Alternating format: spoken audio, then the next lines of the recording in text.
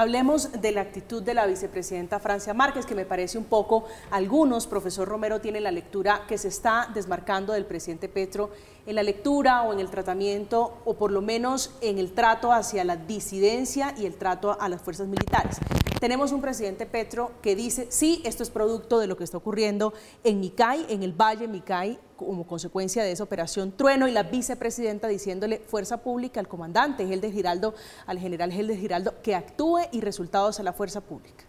Sí, está bien ese llamado de la vicepresidenta. Yo creo que el presidente también dijo no vamos a ceder. Ahí hay una postura de que la fuerza pública tiene que actuar y que tiene que actuar en derecho, que no puede actuar con extralimitaciones digamos, de su responsabilidad como ha ocurrido en otras épocas, y eso está bien, eso tiene que apoyarlo la sociedad colombiana. Pero hay que buscar también, no basta decir vamos a resolver los conflictos armados con una bala mágica, ni con un proceso de paz mágico. Ese es un tema por el cual ya hemos pasado. Yo recuerdo cuando el presidente Uribe llegó en 2002 que decía que en 3 meses se iba a acabar todos esos grupos armados. Después dijo que él dijo eso, 4 meses, sí, eso lo dijo. Después dijo que no, que necesitamos un articulito para una reelección y todas esas cosas. Entonces, no son tan fáciles de resolver ni una guerra ni las otras. Yo recuerdo cuando se cerró Caracas y Tlaxcala que decían, nos vemos, digamos, dentro de poco tiempo en otro proceso de paz. ¿Cuál poco tiempo? Pasaron 18 años para que hubiera otro proceso de paz. Entonces, realmente, estos procesos son difíciles. Y yo creo que obviamente nosotros de derechos humanos reprochamos y condenamos todos los atentados contra población civil, contra la fuerza pública. Quisiéramos que eso no ocurra, pero hay 2 maneras de encarar estos temas. Digamos, una es que el Estado tenga una presencia permanente como la fuerza pública, pero también que haya una presencia del resto del Estado de manera permanente. Por ejemplo, los PENIS no se están desarrollando en una zona donde se han incrementado los cultivos de uso ilícito, y toda la negación de implementar el acuerdo en el periodo pasado tampoco condujo a nada. Recuerden que el presidente Duque dijo vamos a hacer zonas futuro encima de las zonas PEDET, ¿y eso a dónde condujo? A nada. En parte, yo no digo que la responsabilidad toda sea del gobierno anterior, hay responsabilidad del gobierno actual, pero también del gobierno anterior. Me pregunto, la política del gobierno anterior, que se parecía mucho a la que plantea el representante Uzcategui, tampoco dio resultados. Marcos, pero entonces toca mirar, exacto. Porque uno dice, miren, en esa época asesinaban soldados y policías y hoy también están asesinando soldados y policías.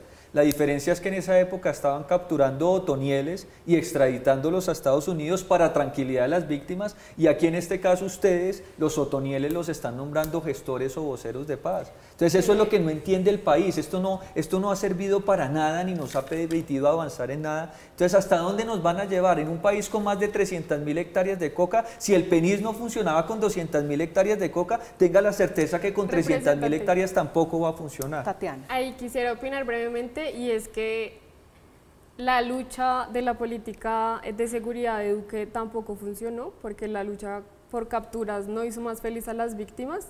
Pero también el tema ¿Estás hablando de las víctimas de Otoniel? Porque yo creo que muchas víctimas de Otoniel sí sienten una satisfacción muy grande de verlo con una pijama de rayas en una cárcel, pudriéndose en una cárcel y no en el Congreso de la República, Tatiana. El Clan del Golfo no es el único grupo armado de este país. Y creo que el tema es que si miramos Tierra Alta y si miramos Montes de María, igual el confinamiento, el desplazamiento continúa. Pero al respecto entiendo que sí debería mostrarse un presidente mucho más radical, con los requisitos que se requiere para sentarse en una mesa de negociación. Ahora coincido con el profesor en que el problema en el cañón del Micay es que es un corredor estratégico para narcotráfico y que solo en 2 municipios hay más de 15.000 hectáreas de drogas. El punto es que ni en Duque ni en Petro el PENIS está funcionando. Y si el PENIS no está funcionando, y como lo decía el representante, el gobierno del cambio ha abogado por no un enfoque militarista, entonces ¿cuál es el enfoque de sustitución de cultivos que están llevando a cabo sin excusas? Sí, creo que no hay ni la una ni la otra. Usted da en el punto, Tatiana, y es si estamos en la fase de reevaluar si debemos estar sentados hablando de paz total mientras estos señores, el señor Iván Mordisco pone bombas, mata civiles y mata militares. Así es, sobre todo porque creo que no hay que llegar al extremo de Duque, que obviamente se levantó en su momento con el ELN, pero es que Petro ha sido extremadamente laxo y hay representantes y políticos de su gobierno que lo han dado a conocer. No puede ser que es un Estado Mayor que de por sí ya firmó un acuerdo que, como se sabe, son disidentes, que además tienen un control territorial demasiado amplio, se le está haciendo laxo el tema, que ya había violado el cese al fuego y se levantó en el Putumayo y en otros departamentos del país, y esto está volviendo a pasar en el Cauca. Y nos dicen, nuestra voluntad de paz es entonces liberar 3 militares. Realmente yo tampoco encuentro una voluntad de paz. Ese cese al fuego fue porque mataron 4 niñitos indígenas, profesor Romero, que pretendían, estaban huyendo de ese secuestro, de ese reclutamiento forzado.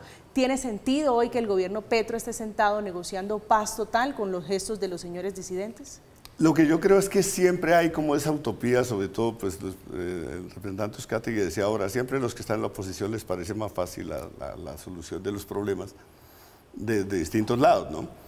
Y decir, no, pues yo le pongo todos los requisitos a los grupos armados, pero eso ocurre cuando hay un sometimiento y una capacidad de sometimiento de esos grupos efectivas del Estado. Cuando el Estado no tiene esa capacidad, muchas veces tiene que abrir negociaciones de paz. Eso es lo que ha ocurrido y lo hizo el presidente Uribe. Lo hizo no solo con los paramilitares, lo intentó con el ELN, y lo hizo el presidente Pastrana y lo hizo el presidente Santos. Yo lo que pienso es, si ya hemos logrado una negociación con la mayor parte de los grupos, hay que tratar de cerrar esas dinámicas de hostilidad del conflicto y buscar la fórmula también de resolver un problema, que es el que más lamento de que no se haya implementado el acuerdo en el cuatrienio anterior, y es que hay que asegurar la presencia del Estado integralmente en los territorios. Muchos territorios que dejó, por ejemplo, las FARC, los tomaron otros grupos inmediatamente, digámoslo, y este es un tema que hay que resolver. Hay que buscar la manera de que el Estado esté en los territorios buscando alternativas sociales, económicas, políticas de manera permanente. Creo que ese es un reto grande en el que tenemos que estar de acuerdo, porque lo contrario nos lo vamos a pasar en esta lógica de guerras y de, digámoslo así, de procesos de paz y no vamos a encontrar una salida de fondo.